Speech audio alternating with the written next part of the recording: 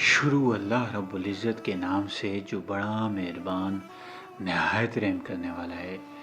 इसमें ज़र्रा बराबर भी शक नहीं कि आसमानों और ज़मीन की तख्लीक में और रात और दिन की गर्दिश में और उन जहाज़ों और कश्तियों में जो समुंदर में लोगों को फ़ायदा पहुंचाने वाली चीज़ें उठाकर चलते हैं, और उस बारिश के पानी में जिससे अल्लाह रब्बुल इज़्ज़त आसमान की तरफ से उतारता है, फिर उसके ज़रिए मुर्दा ज़मीन को ज़िंदा कर देता है।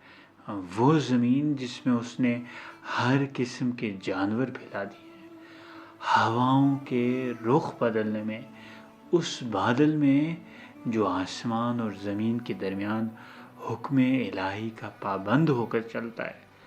इन सब में अक्लमंदों के लिए अल्लाह की कुदरत की बहुत सारी निशानियाँ हैं।